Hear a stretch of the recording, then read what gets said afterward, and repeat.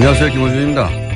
매년 여름이면 반복되는 폭염, 전력 예비율 바닥, 블랙아웃 우려, 기사가 올해는 없습니다. 작년 여름에도 예비율이 한 자릿수로 떨어졌다고 냉방기기를 가동한 채 문 열어놓고 장사하는 가게들을 지자체에서 단속하는 기사가 많이 나섰습니다. 그런데 올해 전기 수요는 지난해 최대 피크치와 차이가 없습니다. 그럼 왜 이렇게 전기가 남느냐? 산업통상자원부가 2년 전 예측한 전력 수급 계획상 2029년까지 예비율을 22% 확보하겠다고 했는데 올해 이미 30%를 넘었다고 합니다. 어떻게 이런 일이 벌어진 걸까요? 전력 수요 예측을 잘못해서 목표치를 12년이나 앞당겨서 초과 달성한 건가요? 아니면 그동안 전기가 부족하지 않은데 부족하다고 과장을 했던 건가요? 그것도 아니면 부족했던 건 맞는데 이해관계자들 때문에 부족분 이상의 발전소를 지은 건가요? 어떤 경우든 이건 그냥 전기가 남는다고 좋아할 일이 아니지 않습니까? 어떻게 12년치 예상을 잘못할 수 있는지, 아니면 부족하지 않은 걸 누군가 부족하다고 한 건지, 거기에 누군가의 이권이 연루됐던 건지 궁금하지 않으십니까? 저는 그게 알고 싶습니다. 김호중의 궁금증이었습니다.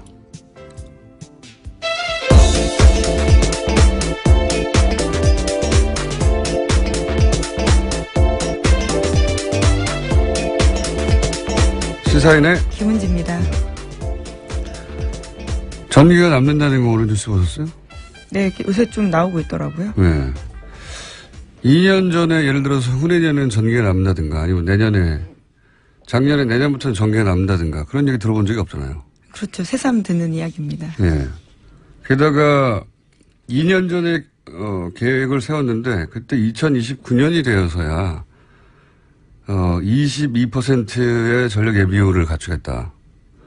근데 올해 30%가 넘어요, 벌써. 불과 2년 전에 예측한 건데, 이 예측이 어떻게 12년에 틀릴 수 있는지, 예. 갑자기 전기 피크 전력량, 그러니까 여름 더울 때면 최대치 전력 예비율 한 자릿수 떨어졌다. 좀만 더 하면 블랙아웃 된다. 그래서 문 열어놓고 장사하는 가게도 막 단속하고. 이게 작년까지만 그랬어, 작년. 정확하게 1년 전에. 무슨 내막이 있지 않겠나 하는 의구심을 품을 수 있지 않습니까? 사정은 잘 모르겠는데, 그동안 전기가 모자라지 않았는데, 최대 피크치를 가지고, 피크치라는 건 그 한 해에 전기 사용량이 최대로 올랐을 때잖아요. 그렇죠. 네. 그것만 가지고 일종의 이제, 대국민 협박에 가깝죠. 전기가 부족하다고. 제 기억으로는 뭐 십몇 년 이상 계속 들어왔던 것 같아요, 여름마다. 그래서 발전소를 필요 이상 지은 건 아닌지 확인해 볼 필요가 있다. 네. 지금 발전소가 많이 지어졌다는 거거든요. 올해 기준으로. 많이 지어졌다는 건 올해부터 가동이 들어갔다는 거죠. 그걸 2년 전에 몰랐을 리 없지 않습니까? 그렇죠. 아주 긴 계획을 가지고 세우니까요. 네. 국가에너지 수급 대책은요. 발전소 짓는 건 굉장히 큰 비즈니스이기 때문에. 네. 그리고 SK나 GS 같은 이 대기업에서 민자발전소가 있어요. 이거 잘 모르시는데. 근데 이 민자발전소가 한전이 전기가 모자라면 민자발전소에서 사오거든요. 근데 이명박 시절에 민자발전소가 엄청나게 큰 성장을 했어요, 그때. 그 전까지만 해도 뭐 몇백억 단위의 이익이었는데, 이명박 시절에, 수천억 단위로 거의 10배 가까이 성장했거든요. 전기가 부족하면 민자발전소에서 더 비싸게 사요. 그런 것과도 관련이 있는 건지, 무관한 건지, 이거 한번 체크를 해보고 싶습니다. 그래서 저희가 조만간 한번 따로, 전문가들 모시는 걸 하고. 이상하잖아요. 네, 이상합니다, 저는. 이게 이제, 발전소를 지으면 몇 년씩 짓는 건데요. 예, 2년 전 계획에 2029년에 될 거라고 한 게, 예, 정권 바뀌자마자 돼버렸어요. 이상합니다, 저는. 자, 첫 번째 뉴스는 뭡니까? 네, 계속해서 이재용 삼성전자 부회장 재판 소식 전해드리고 있었습니다. 어제는 구형이 있었는데요. 특검은 이재용 삼성전자 부회장에 대해서 징역 12년을 구형했습니다. 어제 재판에는 박영수 특별검사가 직접 출석하기도 했는데 구형의 이유를 이야기했습니다. 이 사건은 전형적인 정경유착에 따른 부패 범죄로 국민주권의 원칙과 경제민주화라는 헌법적 가치를 크게 훼손했다라고 지적했는데요. 따라서 이 부회장 등 피고인 등에 대해서 엄벌이 필요하다라고 밝혔습니다. 이게 이제 최동욱 전 검찰총장도 저희 방송에 나오셔서 그런 얘기를 한 적이 있는데 재벌 수사를 하다 보면 결정적인 그 동네 잡범처럼 범죄를 저지르지 않기 때문에 결정적인 증거는 언제나 없다. 그래서 등장한 게 포괄적 뇌물죄라는 거거든요. 예. 누군가가 뭐 CCTV가 있다든가 인증샷을 찍었다든가 아니면 뭐 문서로 돈 줬음 돈 받았음 영수증이 있다든가 그런 게 없단 말이죠. 계좌로 돈을 줄 리가 없죠. 뇌물 사건인데요.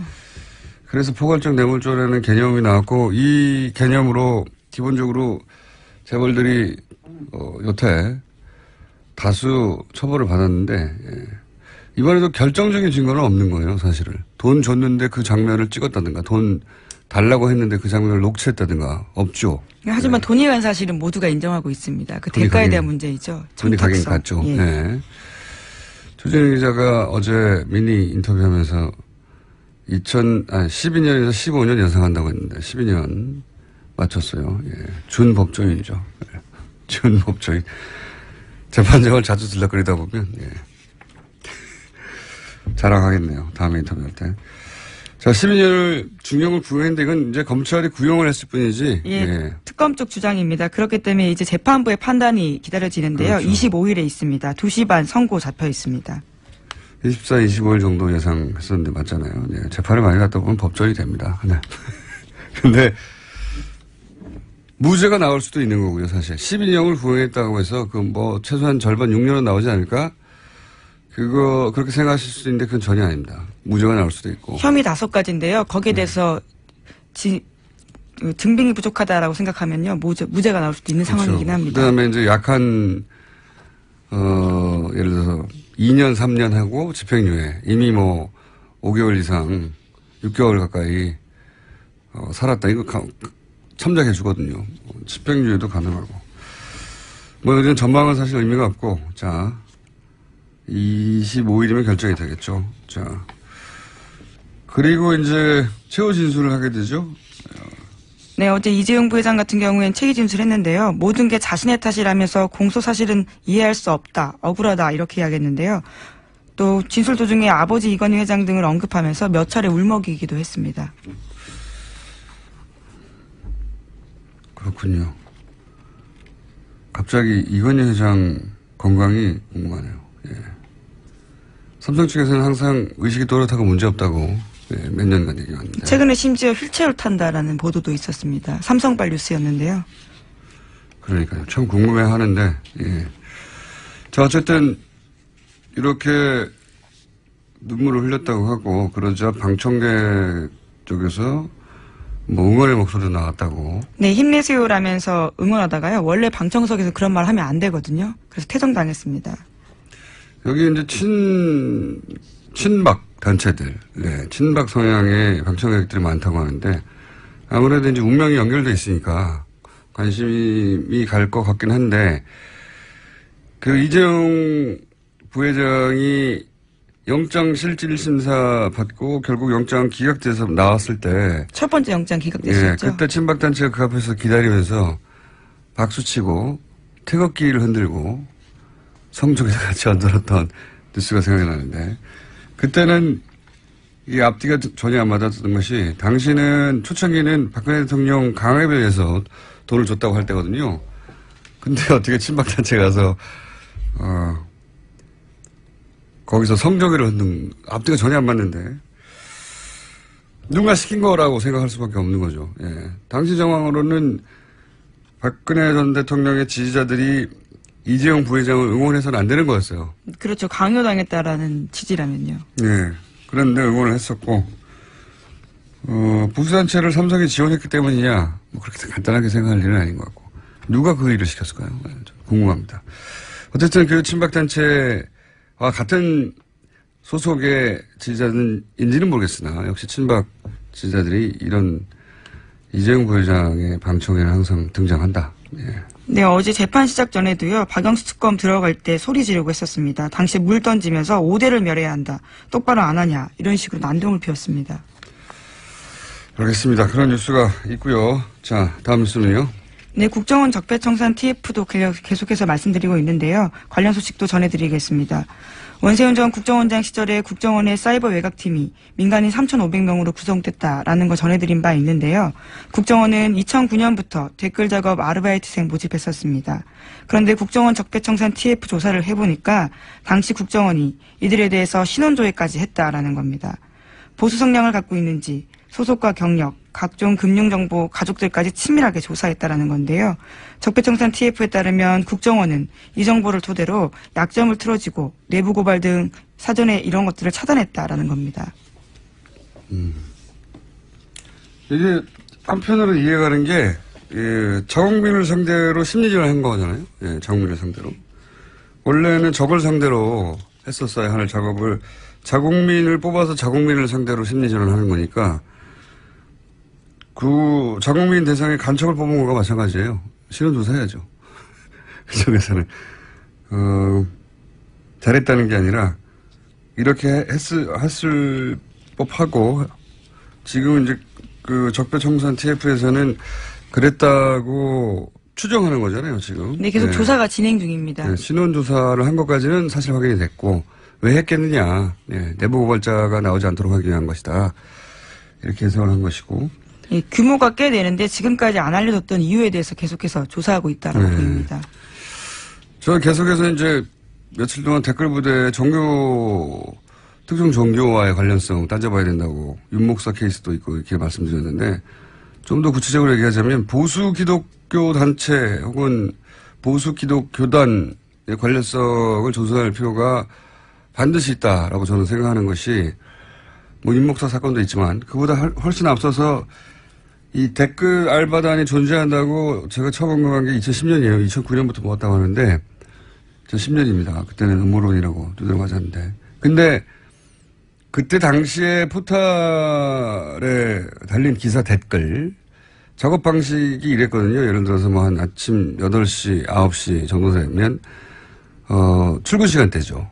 그 시간대에 갑자기 정부의 비판적인 혹은 정부가 키워줘야 할 정부를 옹호하는 그런 기사가 올라오면 댓글이 한 10여 개가 갑자기 쭉 달리는데 그 댓글의 추천수가 높으면 이렇게 상당히 올라가죠. 예. 상당히 노출되잖아요.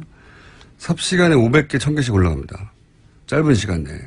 그래서 1위부터 10위까지가 상위 노출되는, 지금 조금 방식이 바뀌었는데 상위 노출되는 댓글들은 전부 정부 찬양이거나 혹은 야당 비판 그 댓글로 다 뒤덮이는 거예요.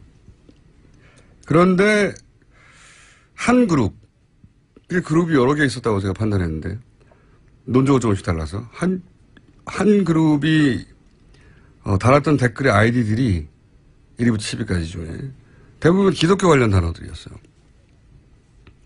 예를 들면 개신교, 예를 들면 골고다 언덕이라든지 뭐 거룩한 밤, 아니면 길 잃은 양떼, 내 안의 천사. 너무 티가 나는. 하늘 정원. 네. 그런 식으로 누가 봐도 이건 기독교 관련된 그 아이디다 하는 게 한눈에 들어올 정도로 1위부터 10위까지를 장악했었거든요. 개신교 개인 단위에서 개신교 신자거나 최소한 혹은 개신교 단체 혹은 개신교 교단 혹은 특정 목사와 관련성이 있을 가능성이 대단히 높다. 네. 저는 그렇게 생각하기 때문에 따져봐야 된다고 봅니다. 여기에 종교가 개입했다는 건 이건 또 다른 차원의 문제거든요. 네. 자, 제 생각은 그렇고요. 관련해서 지금 이 국정원 적폐청산 TF에서 간간히 나온 뉴스, 이 뉴스는 그 전까지는 들어본 적이 없는 뉴스인데 추정만 해서 확인되어 가는 건데 이제 또 관련 뉴스들이 있죠. 그렇죠. 의혹으로 보던 것들이 다 국정원 발로 확인해 주기 때문에 이 뉴스가 가치가 있는 것들인데요. 또 또 국정원 적폐청산 TF가 분석한 것에 따르면요. 청와대 보고문건 13건 중에서 국정원 문건 제외하면요. 5건은 경찰 보고서라고 합니다. 그런데 여기도요. 야권 동향 정보를 수집하는 내용이 있다라고 하는데요. 경찰 보고서에는 국정원 문건처럼 2011년 11.6 재보선 전후로 야권 움직임이 담겨 있습니다. 이를테면 문재인 노무현 재단 이사장 주도의 혁신과 통합은 동력이 없다. 또 박원순은 지지율이 낮은 데다가 기부금 횡령 의혹까지 부각될 경우 승리가 어렵다. 이런 식의 내용들이 담겨 있습니다. 그러니까요. 경찰 IO 쪽에서 작성한 보고서일 텐데, 경찰도 사실은 정치권을 사찰해 왔다는 거죠. 네. 사정기관끼리의 경쟁도 좀 있었던 것 같고요. 네. 경찰이 문재인 주도의 혁신과 통합은 동력이 없다라는 보고서를 냈습니까? 자기들이. 예. 치안을 담당할 것인데. 박원순은 지지율이 낮다. 그래서 승리가 어렵다. 이거 왜 씁니까, 경찰이? 청와대로 올라간 보고서라는 겁니다. 예. 청와대, 국정원 뿐만 아니라 경찰도, 예, 이런 정치 개입을, 사실상 항상 해왔다는 거죠. 네, 정치적으로 중립을 지켜야 될 의무가 있는 기관들입니다. 이건 이명박 정부 때 얘기거든요. 예. 이명박 정부 이후 박근혜 정부 때는 하지 않았는가. 그 얘기는 지금 나오지가 않습니다. 왜냐하면 국정원 적폐청산 TF가 그 시절부터 훑고 있거든요. 네, 현재는 이명박 정부에 집중되어 있습니다. 자, 관련 뉴스가 또 있나요? 네, 또 오늘 아침 경향신문 보도에 따르면요. 국군 사이버 사령부에 관련된 뉴스도 있습니다. 군 사이버 사령부가 민간 보안 업체로부터 수억 원대 라이선스 이용료를 주고 사이버 위협 및 보안 정보를 샀다라는 건데요. 원래는 여기서 조기의 위협 정보를 인지하고 민간에 전파해야 되는데 거꾸로 됐다라는 거죠. 그런 것들은 2012년 대선과 총선 때 정치 댓글 다는데 주력하다 보니까 본연의 기능을 못했다라는 겁니다. 경찰뿐만 아니라 이제 군도 이게 국정원에 가려서 그렇지.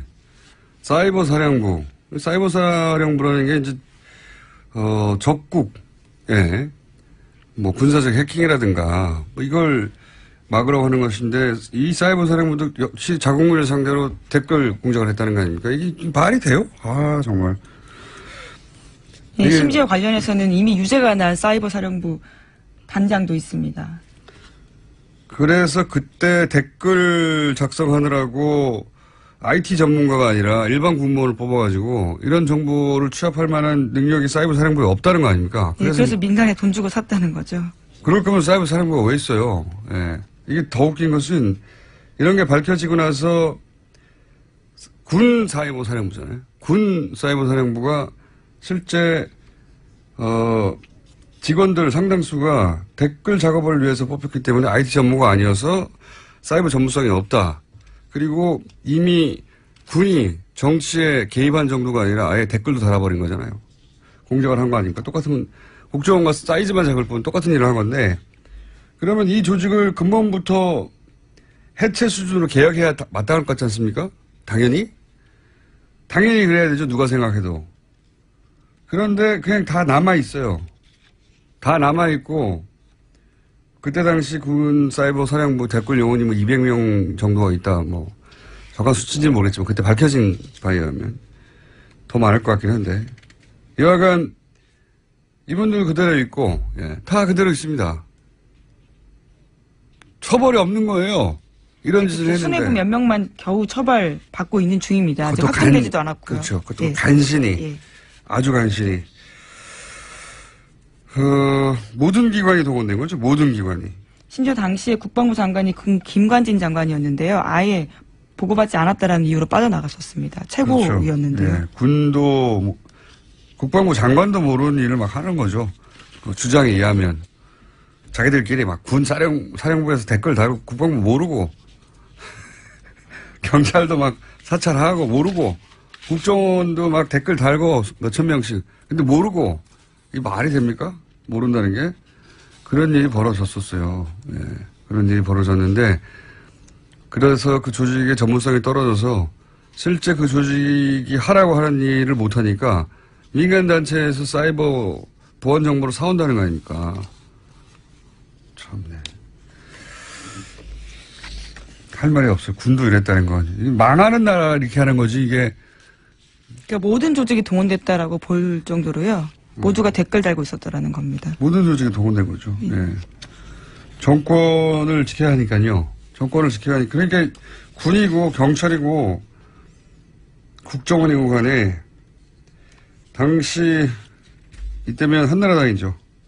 2011년이면 예. 한나라당 뭐 지금 새누리당으로 이제 옮길 때죠. 예. 자유한국당 그 이후로는 이때 당시는 아직 새누리당이 되기 전이네요. 자유한국 뭐 같은 뿌리니까요. 새누리당, 자유한국당, 한나라당 집권을 연장하기 위해서 모두들 같이 흥신소 혹은 신부름센터 역할을 했다는 거죠. 그리고 관련해서 처벌받은 자는 거의 없다. 이거는 국가에 대한 반역이거든요, 제가 보기에는. 이건 다 처벌해야 된다 봅니다. 시간이 아무리 지나도.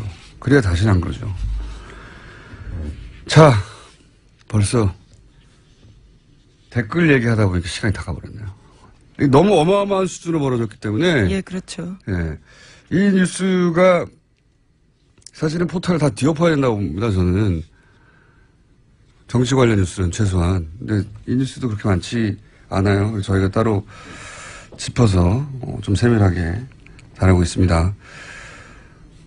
뉴스 제목 하나 정도, 예.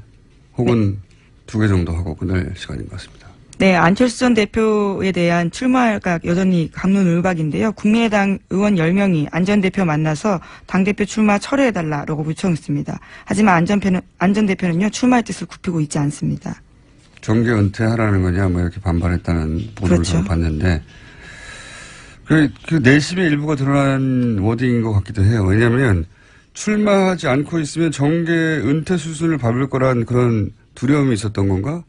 왜냐하면 당대표 한번 출마 안 한다고 해서 정계 은퇴한 사람은 없습니다. 근데 출마하지 말랬더니 정계 은퇴하라는 거냐라고 대받았다는 거는 그런 두려움이 있는 건가? 예, 하는 생각이 들고, 사실 지금 이렇게 벌어지는 일들은, 통상적인, 과정이라면 3년 후 총선 전에 그리고 대선이 한 1, 2년 정도 남았을 때 벌어지는 일들이거든요. 그때 당권을 누가 잡느냐. 근데 지금 이건 대선 끝나고 아직 3개월밖에 안 됐는데 이게 벌어졌다는 데 대해서 사람들이 이제 왜 그러는 걸까 다들 궁금해하는 거고 말린 사람이 많은 거죠. 예. 여전히 저는 이해가 안 가고 있습니다. 공포의 정체가 뭘지. 자, 제목 정도 읽고 끝내겠습니다. 네, 갑질 논란이 있던 박찬주 사령관의 부인이 어제 검찰에 출석했습니다. 나와서요, 공감병들을 아들처럼 생각해서 그렇게 했다라고 해명했습니다. 이거는 이제 성추행하고 나서 딸같이 생각했다고 했던 한나라당의 박기태 전 의장 워딩과 수미가 쌍관하고, 네. 알겠습니다. 이건 누가 조언했을까요? 이렇게 답하라고. 재미는 있습니다. 여기까지 하겠습니다. 시사인의 김은지였습니다. 감사합니다. 제임스 본드의 주제곡입니다. 상암동 본드.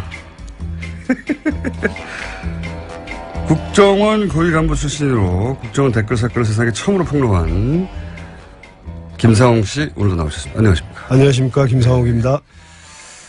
이 댓글 사건을 처음으로 폭로하셨는데 5년이 지나서 이제 드디어 국정원 내 TF에서 이 댓글과 관련된 정보 일부가, 저는 일부라고 보는데, 네. 예, 일부가 이제 구체적으로 흘러나오기 시작했습니다. 네. 예. 그래서 처음으로 궁금한 것이 댓글 팀이 30개다. 네. 예. 그리고 뭐 3,500명이다. 이런 식의 이제 첫 보도가 있었습니까? 근데 그 보도가 이제 기자들이 보도해서 TF에서는 정확하지는 않다. 아직도 진행 중이고 30개 팀에 3,500명만 있었다는 건 아니다. 네. 그런 식으로 얘기를 하긴 했는데 우선 30개 팀밖에 없었을까요? 훨씬 더 있었다고 보여져요. 그러니까 지금 국정원에서 발표한 것은 30개 팀에 3,500개 아이디, 그러니까 3,500명이 아니고 3,500개 아이디. 정확하게 말하면 아이디입니까? 예. 네. 근데 이제 30개 팀은 이제 고구마 줄기가 이제 모습을 드러냈다. 네. 그래서 저는 국정원에서 그 특수활동비로 쓸 수 있는 돈이 약 4,900억 정도로 알려져 있는데 4,900억이요. 뭐 1년에 30억쯤을 쓴 걸로 보인다.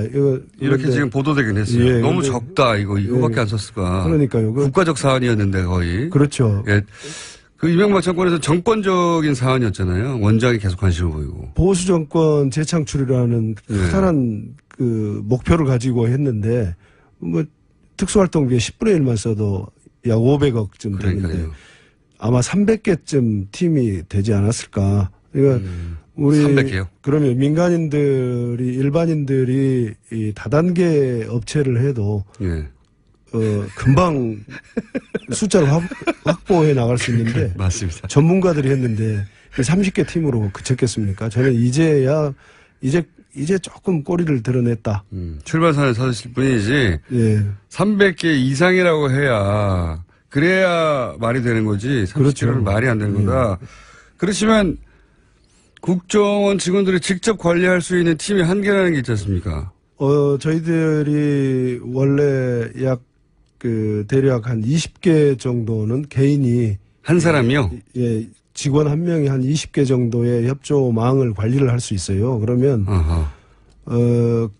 이걸 지금 심리정보국 직원만 한 게 아니니까. 그렇죠. 심리정보국 직원이 했던 게 지금 파악된 게 30개 팀이라고 보는 것 같고. 그럼 거꾸로 얘기하면은 두 사람이면 커버가 가능하다는 그렇죠. 거예요? 그리고 이제 30개 정도는? 그렇죠. 더군다나 심리정보국 같은 경우는 협조망을 관리하는데 익숙한 직원들이 아니에요.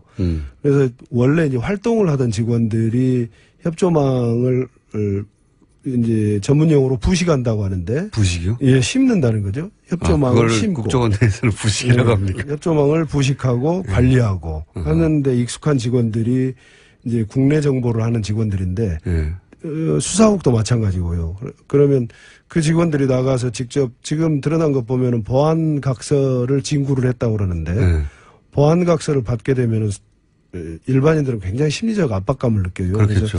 그래서 또 자기가 무슨 굉장히 국가 안보를 위해서 대단한 일을 하는 걸로 착각을 할 수도 있고. 예. 그래서 그러다 보니까 이제 그 국내 정보하는 쪽, 그다음에 안보 수사, 대공 수사하는 쪽에서는 또 다른 팀들이 많이 있을 거다. 그래서 지금 드러난 것은 정말 국정원 개혁위원회에서 발표한 것은 커다란 성과인데 예. 앞으로 더 드러날 것을 보면은 참 가슴 아프지만 흥미진진하다. 빙산일각에 불과하다 이 네. 정도는 30개 정도는 능숙한 직원이 하나에 20개 팀 정도 하니까 네. 능숙하지 않더라도 뭐 5개, 10개는 할 수 있겠네요. 그렇죠. 예. 그러면 심리전단국 직원만 따져도 만약에 5개씩만 했다고 해도 몇백 개 아닙니까? 그렇죠. 약 70명이 나가서 하면은 예. 350개. 350개 팀을 5개만으로 한다 하더라도. 네. 그러면 30개 팀이 나왔는데, 이거는 뭐 10분의 1도 안 되는 거라고 봐도 되겠군요. 그렇죠. 원래 기본적인 국정원 직원들의 역량이나 하던 일의 패턴에 보자면, 예, 이건 뭐. 그렇죠. 그건 정말 너무 적은 숫자입니다. 그 3,500개 하니까 굉장히 커 보이고 그동안에 없던 얘기라서 그러니까요. 많아 보이는데, 예. 국정원의 역량이나 그다음에 온라인상에 떠도는 내용들을 보면은 과연 3,500개 아이디쯤으로 했을까? 10분의 1도 네. 안 된다고 보신다. 네. 그리고 국정원 활동비가 지금 한 달에 2억 5천 썼다고 하는데 네. 너무 적다고 계속 저희도 생각하고 있었거든요. 그렇죠. 네. 너무 적은 돈이죠. 너무 적은 돈이죠. 네. 정권을 놔두고 저희들이 총력을 다했는데 한 달에 2억 5천 3억을 쓰겠습니까? 250억을 써도 모자라지 않습니까? 그렇죠. 네. 그렇습니다. 이것도 역시 그러면 지금 국정원 TF가 밝혀내고 있는 건 그나마 자료가 남아있는 일부군요.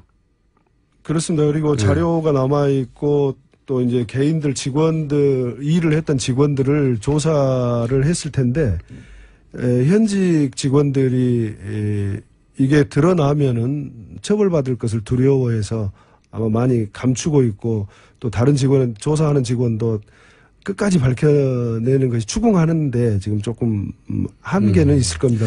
국정원 내에서 하다 보니까. 그렇죠. 예. 이게 국정원 관련은 그게 어렵습니다. 국정원 내에서 국정원 직원이 다른 직원을 상대로 조사하다 보니까 항상 내부에서 이게 끝나고. 네. 그런데 또 국정원이라는 조직 자체가 외부에서 들어가서 확 다 털어버릴 수도 없는 데잖아요.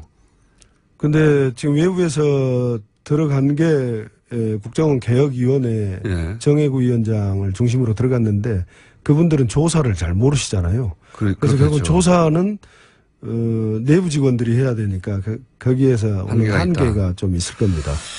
자, 그런 한계가 있긴 있다는 전제하에서 얘기를 해보자면 당시에 국정원만 했느냐. 오늘 저희가 브리핑에서 했는데 군 사이버 사령부도 등장을 했거든요. 네. 군 사이버 사령부가 당시 댓글 다는 직원들을 뽑다 보니 전문성이 떨어져서 정작 사이버 사령부가 했었어야 할 해킹 정보들은 민간 업체에서 사온다 뭐 이런 뉴스였는데 네. 그런데 이제 사이버 사령부는 그렇다면 독자적으로 댓글을 달았겠는가. 이 사이버 사령부를 국정원이 지시한 건 아닐까. 왜 그렇게 생각할 수밖에 없냐면 댓글을 단다는 건 기조가 있거든요. 네. 중구난방으로 몇천 명이 움직여봐야 아무 도움이 안 돼요. 그렇습니다. 예. 네. 하나의 일관된 흐름이 있어서 여론이 이렇구나 하고 착각을 불러일으켜야 되니까 지휘를 해야 되거든요. 네. 제가 군을 평가자로 하는 것은 아닌데 댓글은 금방 우리 공장장님 말씀하신 대로 어떤 일관된 기조하에서 그렇죠. 또 정치 상황을 냉철하게 분석을 하고 분석된 결과를 토대로 자기들한테 유리하게 작성을 해야 되는 거거든요. 그렇죠. 보도의 작업입니다, 사실은. 군은 할 수 없습니다. 그걸 더군다나 사이버 사령부의 역량으로는 네. 단순한 기술 역량이지 거기서 정보를 분석해서 한다는 것은 말이 되지도 않고 또 통일돼서 나가야 되거든요. 그렇죠. 컨트롤 타워는 하나여야 된다. 그래서 국정원이 밖에 나와 있는 구중궁궐 청와대를 제외하고 밖에 나와 있는 컨트롤 타워 역할을 했을 거다. 그래서 군 사이버 사령부도 국정원의 지휘를 받으면서 댓글에 관여했을 거로 봅니다. 독자적으로 활동한 게 아니라 그렇죠. 지금 말씀하신 이유로 정치 분석을 해야 되니까 도대체 정치권에서 무슨 일이 어떻게 돌아가는지 내밀한 사정을 알아야 되잖아요. 네. 네. 그 사정을 기반으로 해서 요 사안 요런 댓글로 가자라고 기조를 정해야 되는데 그거는 양쪽에서 정할 수는 없는 일이니까 네. 국정원이 정했을 것이고 국정원이 정하면 그걸 사이버 사령부가 실행했을 것이다. 네. 그래서 그때 이제 댓글 사건을 제가 폭로한 이후에 국정원이 난리가 났어요. 그래서 국정원 감찰실이 그 심리정보국 직원들 차 트렁크를 막 뒤지고 했는데 그 와중에 그 논지가 몇 장이 발견이 됐다고 그러더라고요. 논지라 하면 논지가 이제 지령문이죠. 댓글을 이렇게 달아라. 아하. 그 지령문을 직원들이 가지고 가서 이제 소위 PC방이니 무슨 미사리니 오피스텔이니 가서 다 하는 건데 그게 이제 오늘의 논지가 매일매일 다르게 나가는 거예요. 그래서 그러면 논술 학원인가요? 그렇죠. 그래서 그런 걸 군 사이버 사령부에도 똑같은 형태로 가서 달렸을 거다. 사람을 놔두고 교육을 시킬 수 있는 건 아니잖아요. 그래서 논지를 제공해 주면은 거의 유사하게 다 달렸기 때문에. 그러니까요. 예, 그래서 그때 직원을 논지를 휴대하고 나가던 직원을 조사를 해서 했는데 경고 처분에 그쳤다라고 그때 들었었어요. 그렇게 해서 실제 구체적으로 달린 댓글 저도 사실 기억하는 것들이 많이 있는데 예를 들어서 이게 야당 비판 아니면 정부 찬양이거든요. 네. 딱 두 가지입니다. 두 가지인데 중간중간에 이제 지역 감정을 자극하거나 북한에 대해서 공격하거나 그런 게 있긴 하지만 주로 야당 비판, 정부 찬양인데 혹시 이것은 국정원 댓글 작업이 틀림없는데 그때는 사람들이 몰랐을 테지만 구체적으로 이런 것은 댓글 작업이었다라고 지금 말씀해 줄 수 있는 사례가 없습니까? 사례? 원세훈 원장이 2009년 2월에 취임한 이후에 이제 본격적으로 네. 자기가 말하는 대남 심리전 댓글 작업이 시작이 됐는데 처음에는 정부 홍보로 시작을 했던 것 같아요. 홍보로 처음에는 그래서 비판이 아니라. 네. 이건 이제 홍보 정도가 좀 지나쳐서 2010년도 보면은 이제 기억하실지 모르겠는데 오늘의 유머라는 사이트에 네네. 왕 시리즈라고 예. 게재가 됐었어요. 왕 시리즈가 뭐 신영웅 시대 그래서 당시 이명박을 무슨 버스왕 버스 문제를 해결했다 해서 버스왕이라는 버스왕. 모양이에요. 또 철도왕은 철도 특이하게 1부부터 7부까지 했었어요. 그래서 그때 뭐 철도 파업 네, 철도 파업을 본인이 해결했다는 거예요. 모든 걸 결국은 난관에 봉착한 여러 가지 문제를 예. 이명박이라는 영웅이 탄생해서. 해결했다. 그래서 좀 약간은 우스꽝스러우면서도 국민들 마음속에 슬그머니 스며들게 하는 그런 전략으로. 근데 그걸 보면은 굉장히 분석이 현 상황에 대한 분석이 정확하게 되어 있고 구성도 아주 기승전 이명박으로 되어 있는 국정원이 아니고는 할 수 없는. 그러면 예. 왕 시리즈가 뭐가 있습니까? 굉장히 많았죠. 뭐 버스왕, 철도왕, 버스왕, 뭐 치안왕, 치안왕, 본인이 또 외교를 잘했다 외교왕, 또 뭘 구출했다 해서 구출왕. 구출왕은 뭡니까? 무슨 어디 갇혀 있는 것을 본인이 구출했다는 거예요. 또 심지어는 치안왕은 어디에 무슨 경찰에서 해결하지 못하는 것을 본인이 나서서 질책을 하고 했더니 출동해서 질책하고 네. 그 문제가 해결되고 이런 정말 웃지 못할. 초반에는 그러니까 정권 찬양을 해야 되는데 일반적인 방식으로 뭐 기사를 통해서 하는 것은 별개이고 예. 온라인상에서 작업을 하려면 약간 유머스럽게 예. 약간 이렇게 희화하면서도 그 안에 내용은 굉장히 구체적으로 예. 이 모든 게 다 이명박 대통령의 은공이다. 그렇죠. 업적이다. 왕이다. 예. 왕이죠. 그래서 왕 시리즈를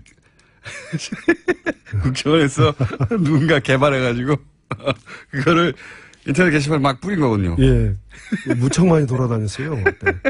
심지어 무슨 I love soccer라는 그런. 예, 전혀 다른 축구 그렇죠. 동호회인데. 그러니까 취미로 들어가는데도 전부 했고. 이게 정치 커뮤니티에만 돌아다니는 게 아니라는 거죠. 그렇죠. 예, 전방위로 다. 예. 그걸 한 사람이나 그걸 보고를 받았을 텐데, 보고받은 이명박 씨나 참 수준이 비슷했던 것 같아요. 카카를 왕으로 만들었습니다. 네, 그렇죠. 예를 들어서 소말리아 해적 인질 구출 작전 네. 성공했다 그러면 구출왕이죠. 네, 오늘의 논지 구출왕 예. 쫙 뿌리고 예. 유치하네요. 또 한 가지는 제가 이제 며칠째 반복 얘기하고 있는 건데 뭐냐면 제가 이제 저도 2010년 초반에 이거 틀림없이 조직적인 댓글 작업이다라고 생각하기 시작했거든요. 그전에는 없던 현상들이 저는 왕 시리즈를 몰랐습니다만은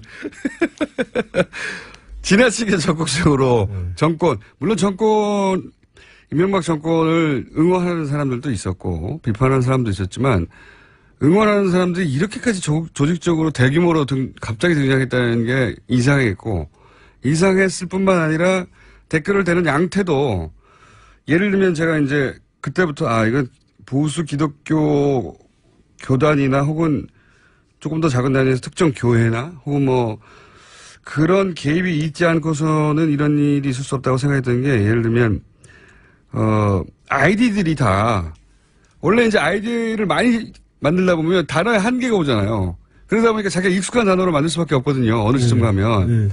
근데 거기 보면 골고다 연덕이니 개신교 꼭 골고다 연덕이 개신교만 정된다고 할 수는 없지만 딱 보면 이게 하늘 정원 뭐 하여튼 네. 개신교 관련된 기독교적인 단어들이다 아이디가 하는 게 한눈에도 보이는 근데 자기들이 들킬 거라고 생각 안 했던지 아이디를 만들 때는 그런 아이디를 만들어서 작업하는 걸 제가 많이 봤거든요. 예, 이명박 정부의 인사의 기조가 네.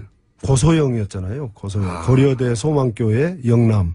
그 중에 이제 한 축을 차지했던 게 소망교회. 네. 이제 다시 말해 보수 기독교계가 동원이 가능한 인사에서 소망교회 출신들이 많이 등용이 되다 보니까 애국심으로 이렇게 포장을 할 수가 있었죠. 그래서 국정원과 보수 기독교계가 연결되는 그 정점에는 이명박이 있는 거죠.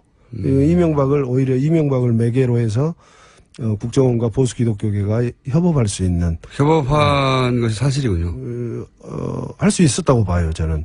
그때는 분위기가 전부 다 우리 무슨 이명박 장로님은 무슨 서울시도 하늘에 봉헌하고 막 그랬었잖아요. 네, 그렇죠.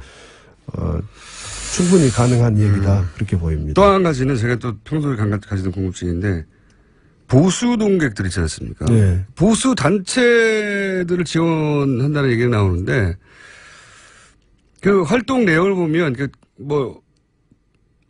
저 사람은 저 정보를 국정원을 통해서 얻지 않았을까 하는 뭐랄까요? 개인이 그냥 인터넷에 글을 쓰고 하는 것으로는 얻을 수 없는 정보를 기반으로 얘기를 한다. 네. 이런 생각을 하게 하는 사람들 꽤 있었어요. 있었죠. 네. 네. 아시죠? 그렇죠. 네. 그분들 모 선생님 또 정모 여사님인가 그분도 있고 근데 그분들 또 국정원으로부터 정보를 또는 직접 받든지 그렇지 않으면은 한번 돌려받든지 하고 단체를 전부 지원을 국정원에서 많이 보수 단체를 그건 했기 드러났죠. 때문에 개인들이 활동을 하면서도 보수를 표방하고 하면서는 나는 왜 지원해주지 않느냐라고 하면서 지원받았을 거로 저는 생각을 하고 있습니다. 추정하신다고. 네. 네. 이 대목에 대해서는 저희가 반론권을 보장합니다. 예. 그렇게 추정하신다. 그러니까 네. 굳이 딱 누굴 집어서 말하지 않더라도 흔히 이제 보수 농객으로 알려진 분들 중에 네. 트위터 중에 활동하는 분도 많죠. 그분들도 측면 지원이나 그런 지원 받았을 가능성이 있다고 보시는 거예요. 충분히 개연성이 있다고 봅니다. 만약에 이 댓글 부대가 이명박 정부에서 이렇게 돌아갔다면 만약에가 아니라 돌아갔죠. 박근혜 정부로 이어졌을까요? 이어졌죠. 이어졌습니까? 온라인상에 인프라가 다 깔려 있는데 그걸 정보기관이 더군다나 자칭 애국심으로 똘똘 뭉쳤던 남재준 원장이 포기했겠습니까?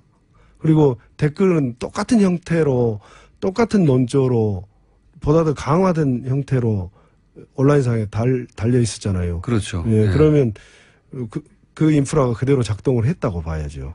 근데 심리 전단, 그러니까 국정원 내부에서 이런 일을 했다가 크게 되었으니까 국정원이 방식을 바꾸지 않았을까요? 방식은 이제 내부에서 주도하는 형태보다는 그때 좀 시끄럽게 됐으니까 심리정보국이 직접 움직이기보다는 외부로 외주. 지금 드러난 그 30개 팀 3,500개 아이디 이런 식으로 철저하게 외부로 용역을 조성하는 형태를 띄었을 것 같아요. 저도 그렇게 추정하고 있는데. 자, 댓글 부대 관련해서는, 이것만 하다가 벌써 시간이 다 나가서 1분밖에 안 남았네요. 원래는 오늘 이 얘기 하고 나서 이제 원세훈 국정원장이 취임한 후에 첫 작품이 논두렁식의 사건이라고. 기억하시죠? 노무현 대통령이 서거하기 직전에 권양수 여사가 박연차 전 회장으로부터 명품 시계를 받았는데 수사가 시작돼서 논두렁이 벌었다. 라고 하는 것이 당시로는 검찰이 흘린 정보다 했었는데 이제 최근에 당시 수사검사가 아니다. 이인기 부장인가요? 이인기.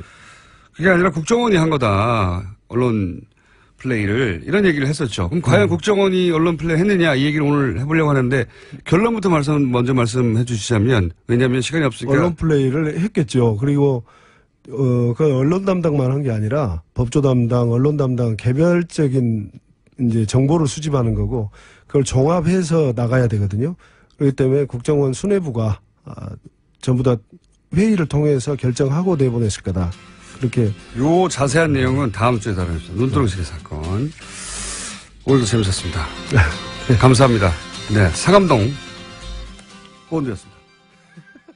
저희 방송에서 나라 걱정을 하다가 어느 날 당대표가 되어버리신 이혜훈 대표에 의해서 현재 당사열 2위입니다. 네, 당사열 2위. 뉴스공장의 고정 mem버가 됐습니다. 지난번 테스트를 거쳐서 경쟁자가 있었는데 다른 요인으로 탈락을 하셨고 핫해. 네, 코너 제목이 핫해입니다. 핫해. 네, 핫해. 너무 핫해입니다. 요즘. 핫해. 너무 핫하다는 거죠. 핫해. 예. 바른정당의 하태경 최고위원 나오셨습니다. 안녕하십니까. 예, 반갑습니다. 하태경입니다. 의원님만 나오시면 저희가 기본 욕이 한 100개 이상씩 쏟아지거든요. 예, 욕 들으러 나옵니다. 욕 들으면서 하고 싶은 이야기 하러 나옵니다. 오늘도 기대해 주십시오. 자, 저희가 이 욕 문자가 많이 안 나오면은 이 코너를 없애버릴 생각이에요. 칭찬 문자가. 네. 칭찬이 나오기 시작하면, 이 코너를 없앨 때가 됐구나. 이렇게 생각하고. 알겠습니다. 없애버릴. 칭찬받는 그날까지. 알겠습니다. 자, 지난 한 주간 바른정당에 특히 하태경 최고위원의 눈으로 바라본 전국 짚어보는 시간인데, 지난 한 주간 아무래도 가장 핫했던 거는 이제 핫했던 것은 안철수 전 대표가 당권 도전에 나선 거지 않습니까? 예. 이 당권 도전 이유가 뭘까에 대해서 의견이 분분합니다. 사실 굉장히. 어떻게 보세요? 근데 이제 저도 정치를 오래 하진 않았지만 네. 정치판이 이럴 수도 있구나. 지금 바른정당이 상대적으로 태평성대 같아요. 마이크를 여보세요? 귀에 대시면 안녕하세요. 하태경입니다. 지금 마이크를 귀에다 대고 말씀하시는데. 그러니까 네. 바른정당이 거의 야권을 평등한 느낌이에요, 제가.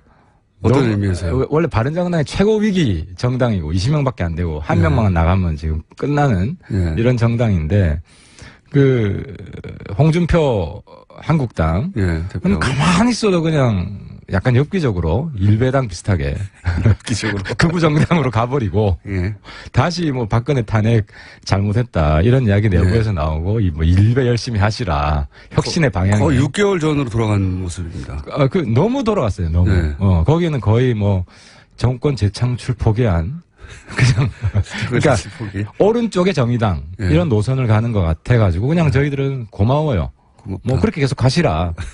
근데 좀 잘 됐으면 좋겠다. 그러니까 우리로 보면 어떻게 보면 우당이에요, 국민의당이. 그러니까 국민의당이. 친구 우자, 버주자 우당인데. 그게 연대 가능성이 있다는 얘기가. 지금은 우려스러운 걱정 우자 우당이 돼가지고 지금 상당히 국당이 연대를 말하기 전에 소멸할 수도 있지 않을까.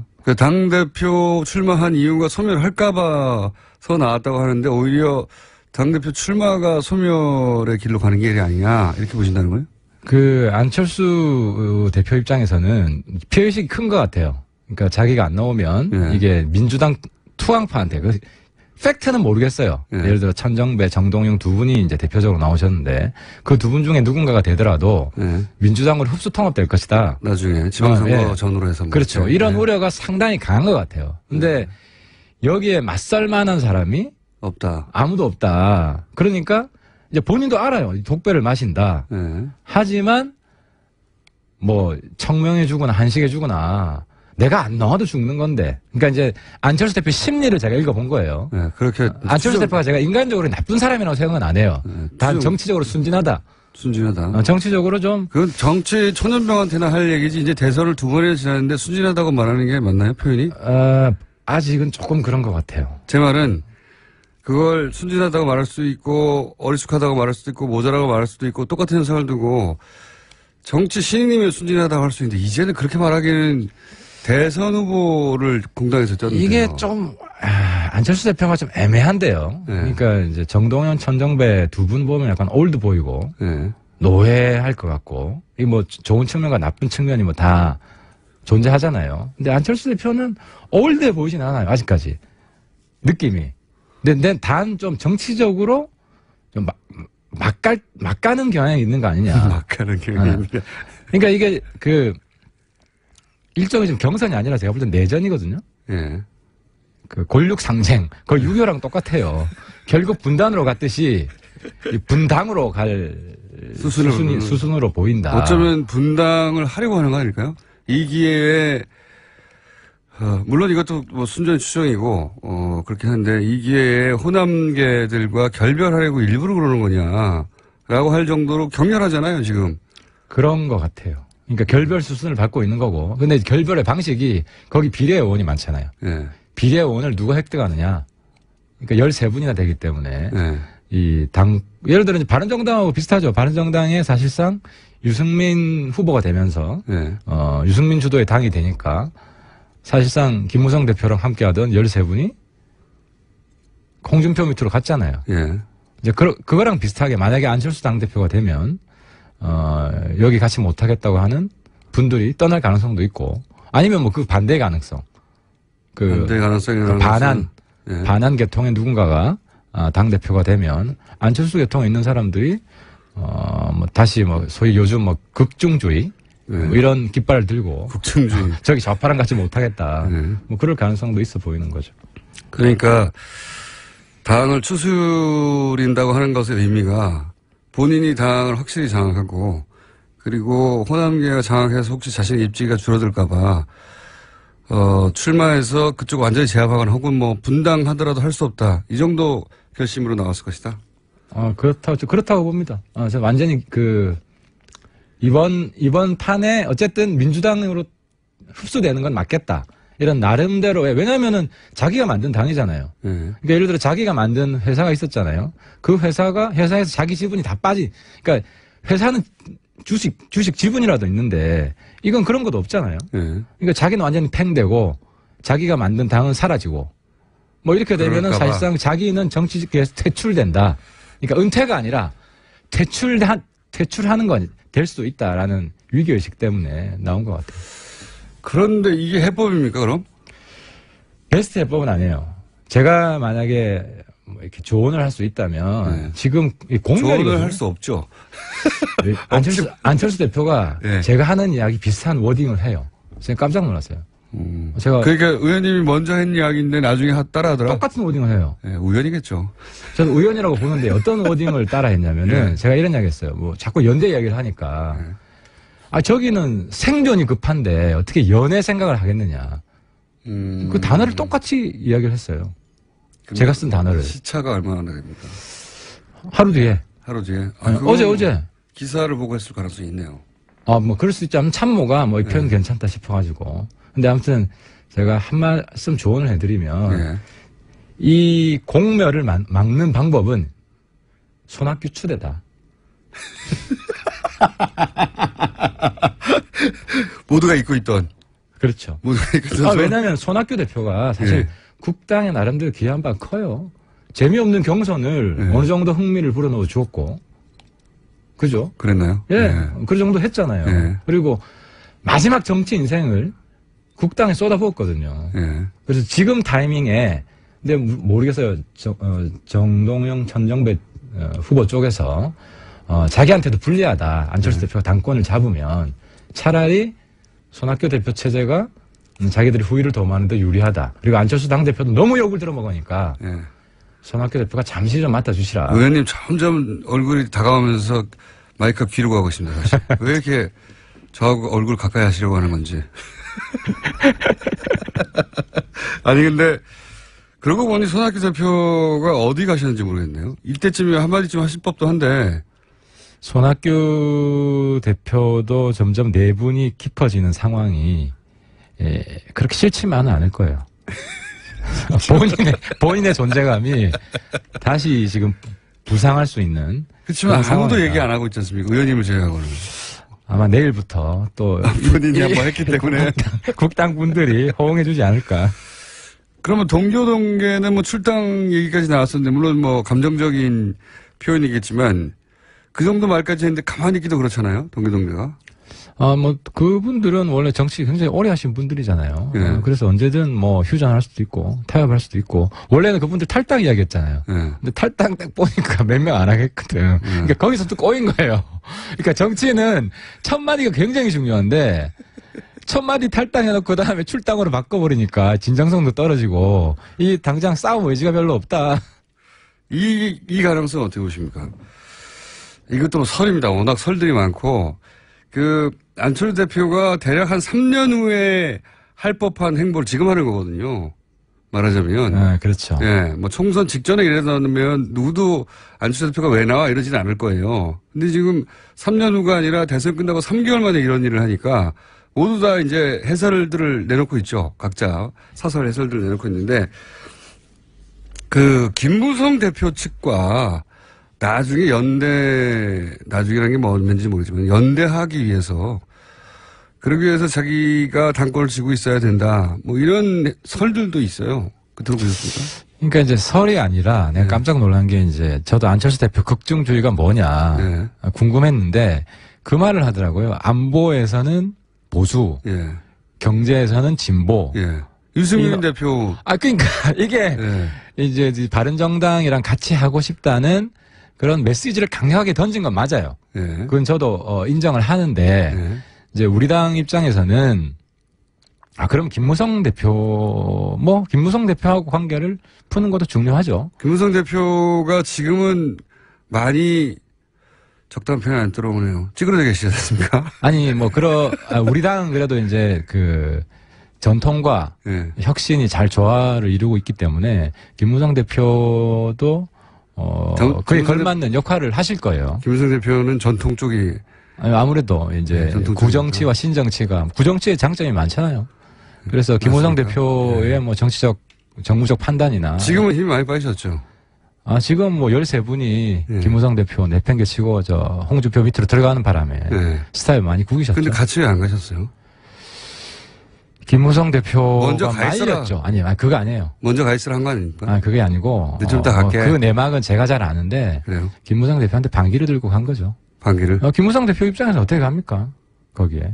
아니, 그러니까 지금 당시 그런 얘기도 있었지 않습니까? 대선 후에 유승민 대표가 지지율을 그렇게밖에 못 받으면 결국 당은 없어질 것이고 먼저 가 있어라 내가 나중에 갈 테니까 지금은 싸놓은 척 하자. 이거 아니었어요, 혹시? 그게 아니고 좀 전반적으로 무기력해져 있는 상태였어요. 멘붕이었어요. 김무성 대표. 이제 총선 이후에 계속해서 김무성 대표가 선택했던 정치적 행보. 예를 들어 성공적이 하나도 없었죠, 사실. 그렇죠. 다 실패했어요. 예를 들어 질서 있는 퇴진. 안 되고. 반기문. 특히 반기문. 안 되고. 그 다음에 막판에는 그걸 했잖아요. 반박 반문 연대 단일화. 그래서 사실 안철수로 단일화.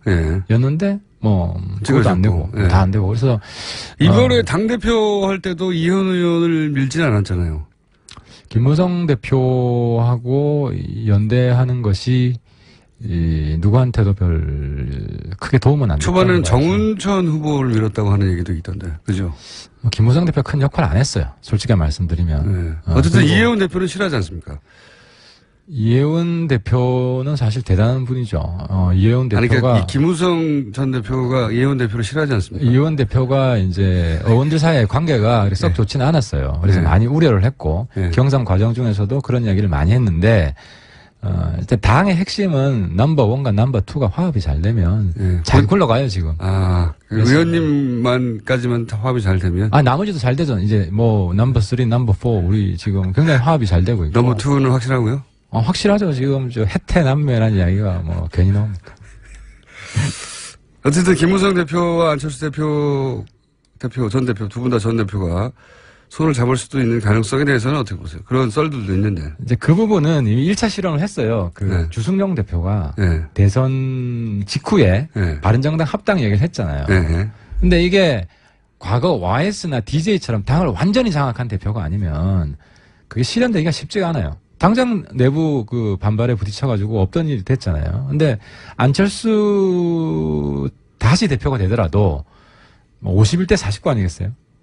이제 그런 상황에서 자기가 압도적으로 당을 이끌 수 있겠는가? 그럼 다시 국민의당 화합 나가지 말라고 내부에 어느 정도 그 반대쪽 목소리를 들어줘야 되기 때문에 그 다음부터는 국당 안에서 연대의 목소리가 사라질 가능성이 많아요. 김무성 대표하고 최근 이런 얘기 안 해보셨죠? 김무성 대표님하고 뭐 안 해봐도 대충 뭐 김무성 대표님 생각이 저랑 뭐 비슷할 거예요. 지금 뭐 연대 이야기 해봐야 아무짝에도 쓸데없는 현 상황에서는. 그럼 왜 나왔을까요? 결국은 본인 안철수 좀 전에 이야기했잖아요. 국민의당 사면이 아니라 본인이 사면할까봐. 아 그렇죠. 지금 국당이 민주당으로 통합되면 본인 퇴출해요. 정계 강제 퇴출해요. 가장 불명예스러운 방식으로 정계에서 퇴출되는 방식을 막기 위해서 차라리 내가 능력이 안 돼서 이번에 뭐 당대표가 안 되면 본인 지금 굉장히 큰 정치적 승부수를 조기에 던진 거예요. 그거는 퇴출 아닙니까? 그건 더 큰 퇴출인 것 같은데요. 안 되면은 내가 능력이 안 돼서. 근데 이건 뭐 꽥소리 질러 보기도 전에 강제 퇴출 당할 수 있는 상황. 이런 상황이 굉장히 두려웠던 것 같아요. 꼭 소리를 지르기 위해서 나왔다.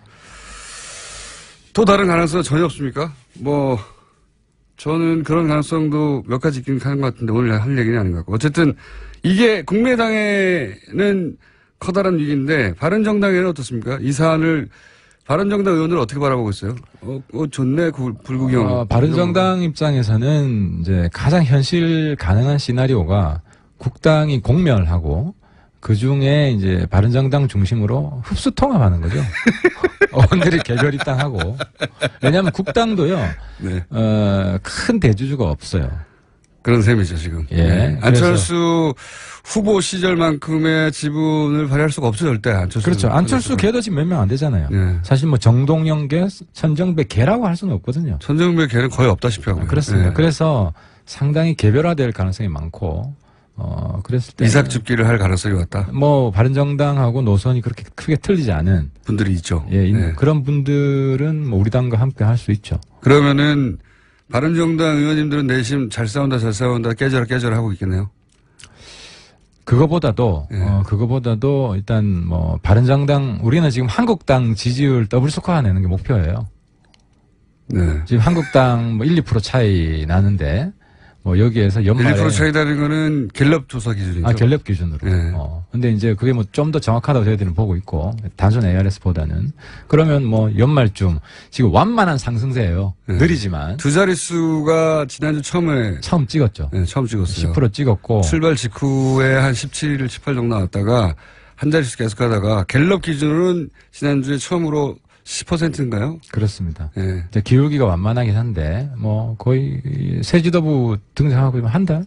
본인도 새 지도부기 때문에. 그렇죠. 한 달 정도 됐는데 두 자리 찍었기 때문에 한두 달 지나면은 한 15%대 올라가지 않을까. 아무 목표입니다. 아무 근거는 없이. 최근에 어쨌든 국민의당 사태는 즐거운 마음으로 보고 계시군요, 다들.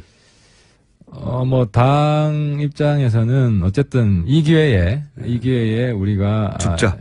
일치월장해야 된다. 도약해야 된다. 지지율을 팍 올려야 된다. 그래서 뭐, 잔뜩 지금 열심히 하려고 노력하고 있습니다. 알겠습니다. 국민 남의 불행이 이제 바른정당의 행복인 상황이고요. 저건 어떻습니까? 바른정당이 치고 올라갈 기회가 몇 번 있었어요, 사실은. 아시다시피. 그럴 때마다 당내에도, 바른정당도 당내가, 뭐랄까요, 균일하지 않지 않습니까? 정치적 색깔이나 지향이나, 거기 보면 전혀 정반대의 목소리도 사실은 원내대표하고 당대표하고도 예를 들어서 댓글 사건만 가지고도 이혜원 대표는 이건 뭐 큰 문제라고 지적을 한다면 원내대표는 이게 이제 정치 공작 아니냐, 지금. 정치 보복성.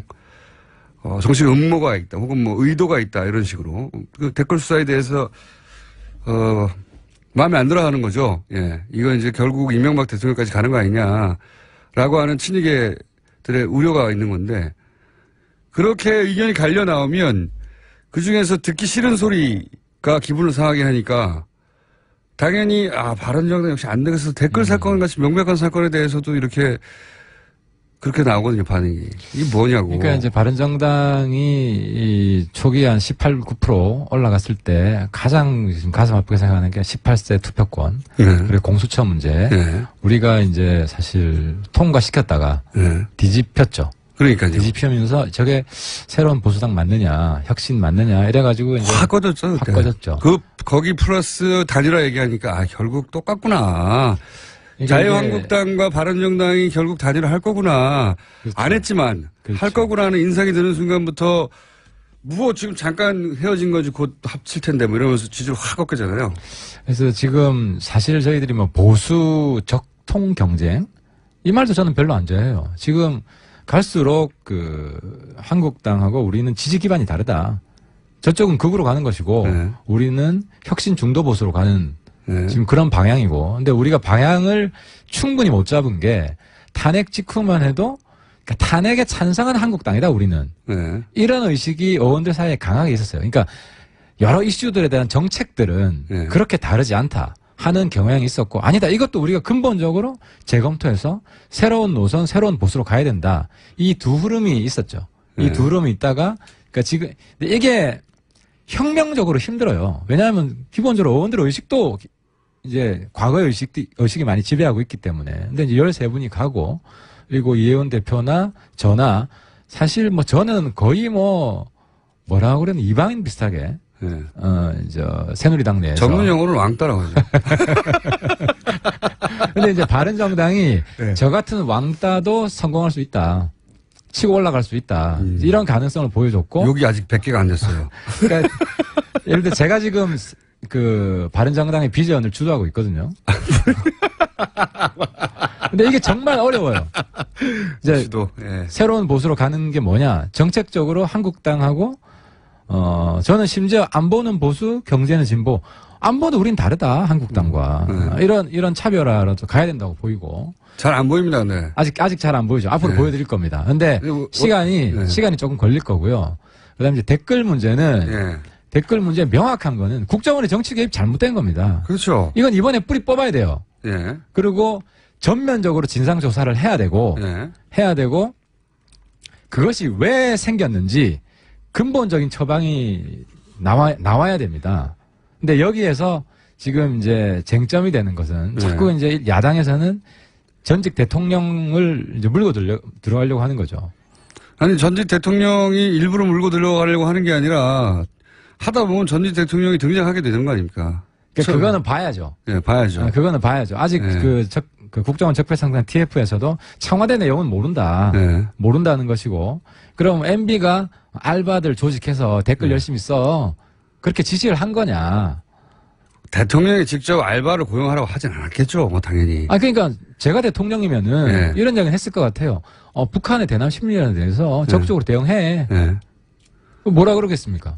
근데. 그게 댓글 알바를 고용하는 것으로 해결될 일은 아니지 않습니까? 그러니까 그 구체적인 내용에 대해서 지금 원세훈 원장도 저는 자기도 그 구체적인 내용에 대해서는 예를 들어 어떤 댓글이 쓰여진다. 그건 상관이 없죠. 그러니까 그런 거, 그러니까 이 부분을 지금 이제 보수까지 포함해서 대단히 착각하고 있는 게 어떤 메커니즘이 작동하냐면요.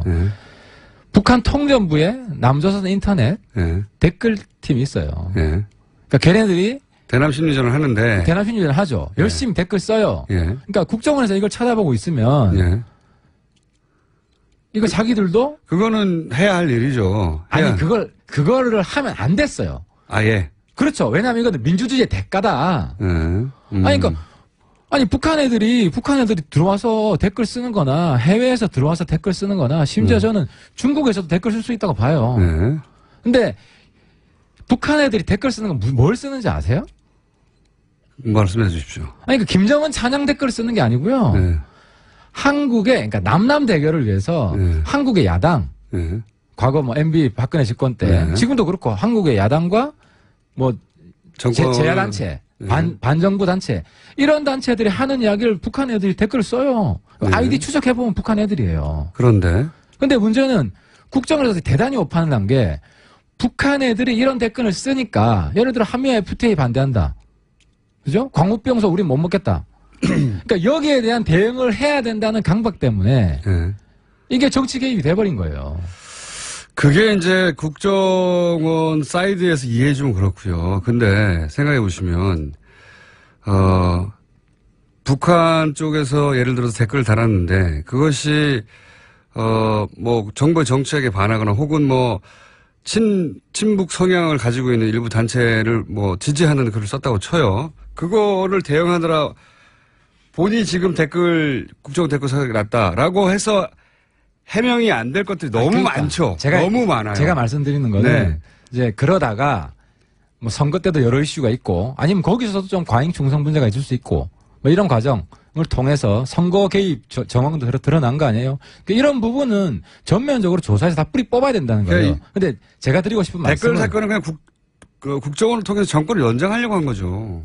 아니, 그러니까 첫 출발은 그렇다는 거고. 그러니까 여기서 국정원 개혁에서 필요한 건 제가 말씀드리고 싶은 것은 북한 애들이 한국 인터넷 들어와서 댓글 쓰잖아요. 그럼 국정원은 뭐 해야 되냐면은 만약에 북한 내에 인터넷이 있다면 북한 내에 포탈이 있다면 거기 가서 우리 국정원 요원들이 거기 가서 댓글 쓰는 거예요.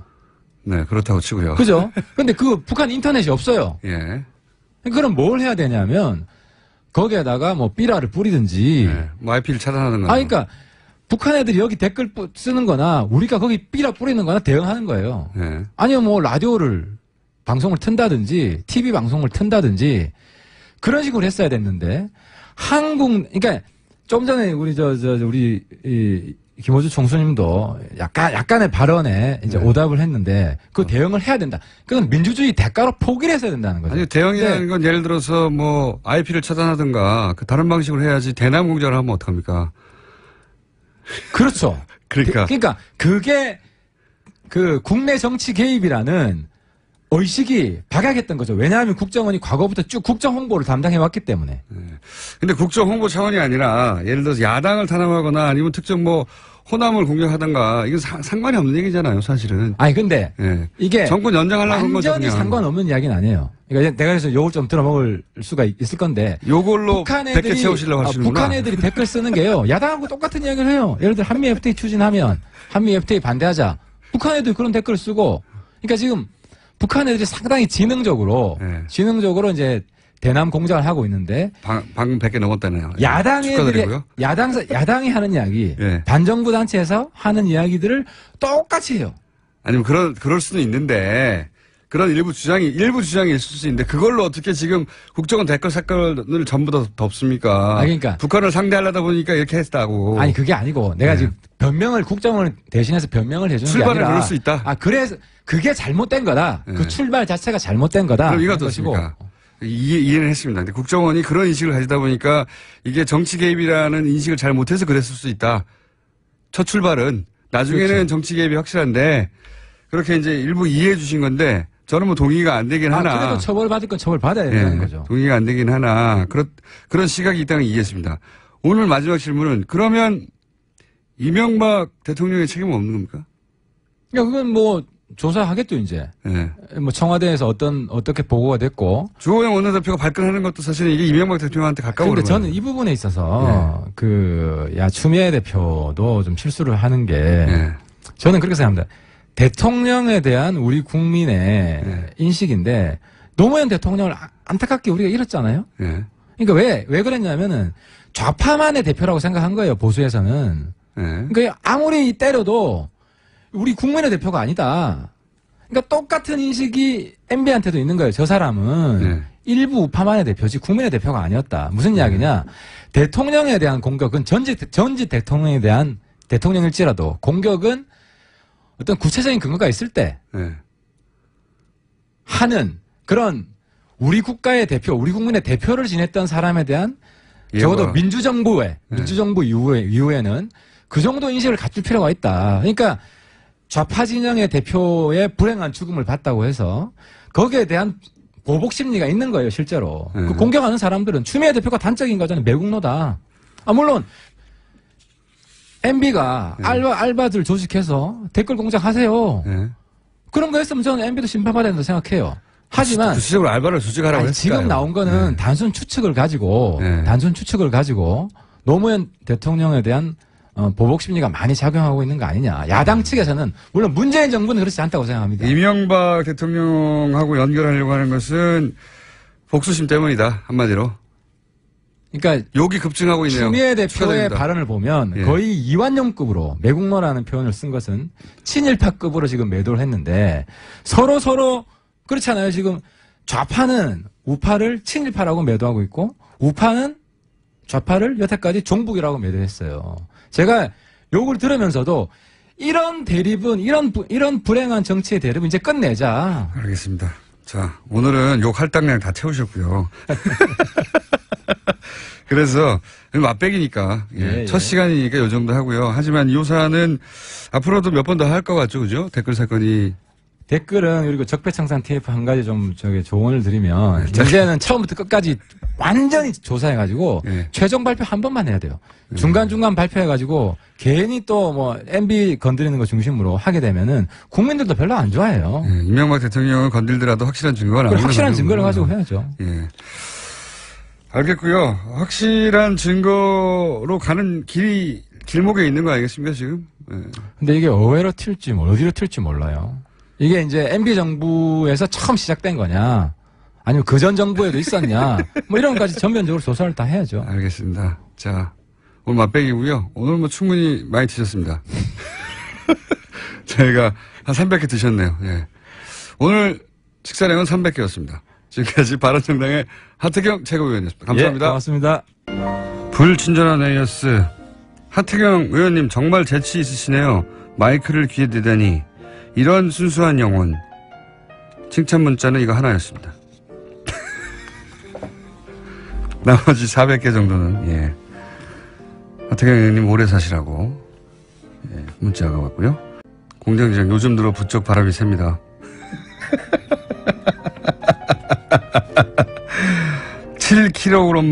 7kg만 빼보시면 어떨까요? 바람이 새는 거는 제가 살찐 건 사실인데 최근에 10kg 가까요. 예.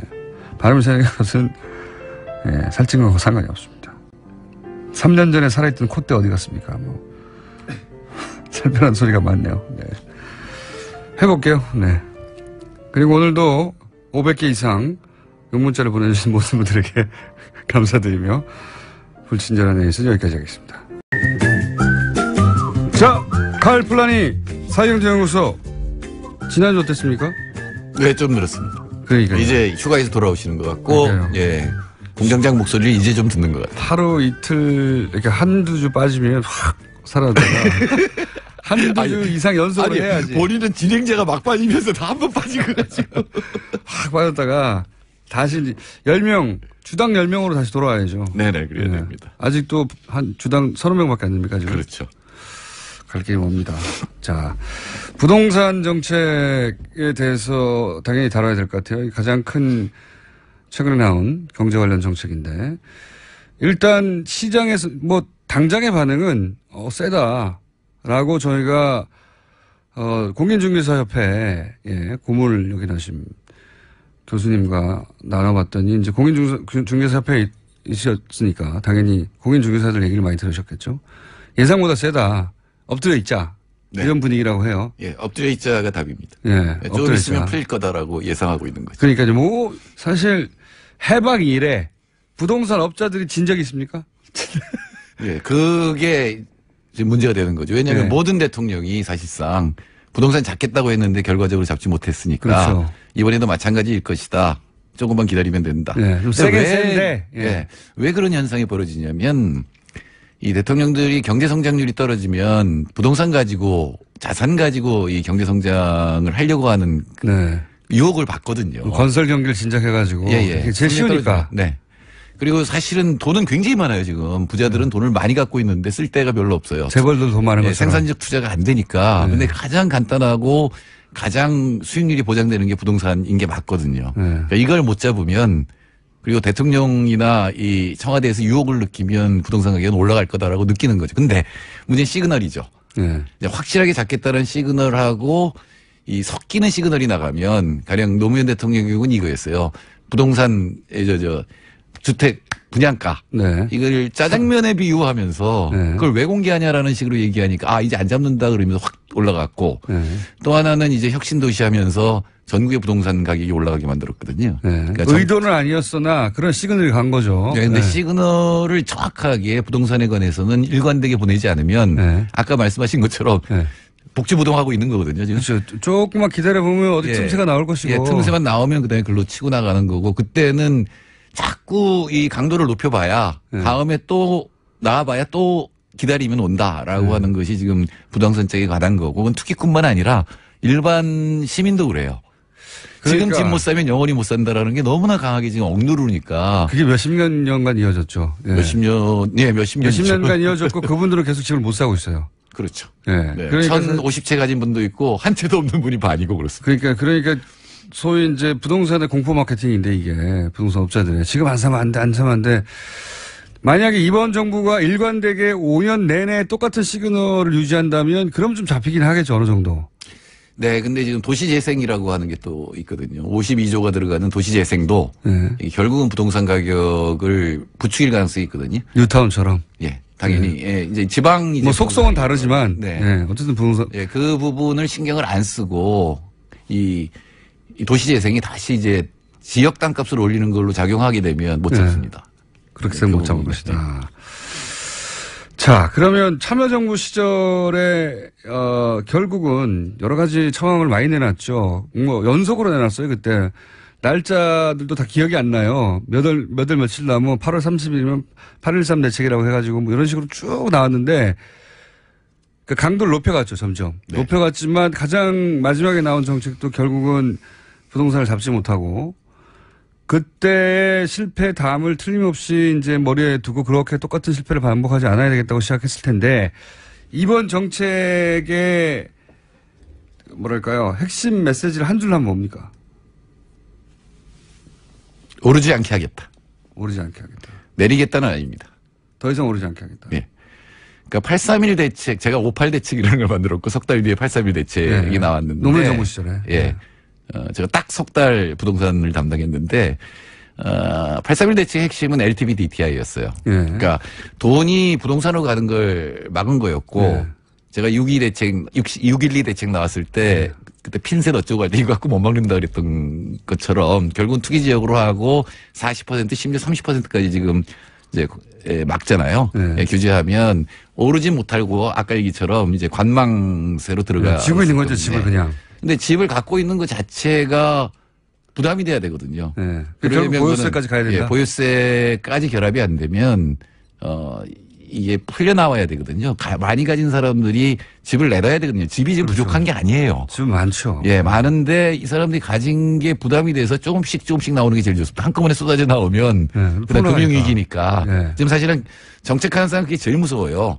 한꺼번에 쏟아져 나와서 폭락하면 금융위기거든요. 그러니까 서서히 빠져나오게 만들어야 되는데 그 강도 조절이 어렵다.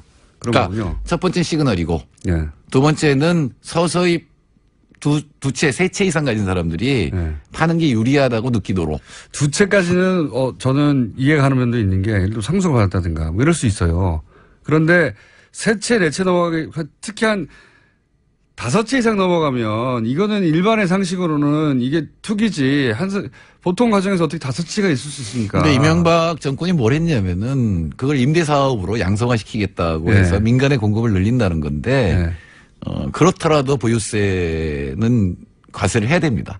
사실은 참여정부의 실패를 얘기하지만 참여정부 실패의 가장 큰 원인은 뭐냐면 처음에 강도 높은 게 나갈 때 그거를 여러 군데서 막았어요. 이정호 실장이 주도를 했는데 그 시장에서도 막았고 뭐 언론들도 난리가 났지만 이현재 부총리부터 막았거든요. 정부 내에서도. 그다음에 제가 당시에 이제 수도권 국회의원들하고 이 대화하는 데 갔는데 전부 반대하는 거예요. 종부세에 대해서. 왜? 수도권 집값 떨어지면 자기 의원 단 한 명도 빼놓지 않고 반대했습니다. 그때. 그러니까요. 그러니까 그런 것들이 메시지가 못 막는다는 메시지를 계속 보내는 거고 내부에서부터 계속 완화가 되면 그러면 이제 확실하게 이제 시장은 틈만 노리는 거죠. 시장은 정보를 두려워하지 않게 되는 거죠. 정책을. 근데 문제는 제가 보기엔 지금 청와대가 그런 시그널을 틈새를 보여주고 있어요. 왜냐하면 장하성 실장은 자본소득은 별로 문제가 없다는 얘기를 했어요. 책에서.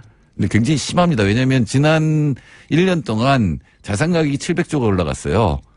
그러면 그 수익률로 치면은 40조 원을 이 사람들이 소득을 얻은 건데 40조 원이면 우리나라 GDP 전부예요. 이렇게 생각하시면 돼요. 28,000달러가 우리 1인당 국민소득이잖아요. 그럼 3% 오르면 한 100만 원 오른 거예요. 내 소득이. 네. 근데 1년 동안 임대료로 내는 게 얼마예요? 100만 원 넘는다고요. 그러니까 경제 성장이 된 부분을 전부 자산을 가진 사람들이 가져가는 고 있는 거거든요. 구조적으로. 예, 예. 그러니까 이거를 막지 않으면 안 되는 거고. 두 번째는 김수현 수석이 종부세 트라우마가 너무 강해요. 종부세 걱정 때문에 보유세를 치고 나가지 못한다. 예, 종부세 때문에 그때 세금 폭탄을 맞고 이 노무현 대통령 인기가 떨어졌다라는 사고를 하고 있기 때문에 이 종부세에 대해서 소장님의 이 현재 부동산 정책이 방향성은 맞는데 이걸로 부족하니 보유세까지 가서 집을 소유하고 있는 사람들이 이것보다 훨씬 더 강한 압박을 받아야 된다. 예, 제가 보기에 지금 가장 올바른 시각을 갖고 있는 사람은 김현미 장관이에요. 김현미 장관. 김현미 장관한테 맡겨라. 이게 오늘 메시지입니다. 본인이 집 없는 서름을 그리고 오래 겪은 당사자이기도 하고. 네, 정확하게 장관이 메시지를 보낸 게 뭐가 있냐면 공급이 부족한 게 아니다. 그렇죠. 예, 예. 맞습니다. 예, 보유세까지 원래 김현미 장관이 보유세까지 하고 싶었을 거예요. 그 다 허용하고 단번에 끝내야지 찔끔찔끔하면은 결국 당합니다. 근데 2단계로 보유세가 기다리고 있다는 것도 하나의 압박이 되긴 될 것 같은데 김현미 장관의 말을 한마디로 압축하면 이겁니다. 살고 있는 집이 아니면 팔아라는 거거든요. 예, 근데 역대 대통령이 다 있기 때문에 별로 안 믿을 텐데 네. 그리고 김현미 장관이 앞으로 조심해야 될 건 도시재생이 투기로 변하지 않도록 해야 된다는 거죠. 김현미 장관 말 들으랍니다. 여기까지 하겠습니다. 정태훈 소장님이었습니다. 감사합니다. 네, 감사합니다. 내일 뵙겠습니다. 안녕.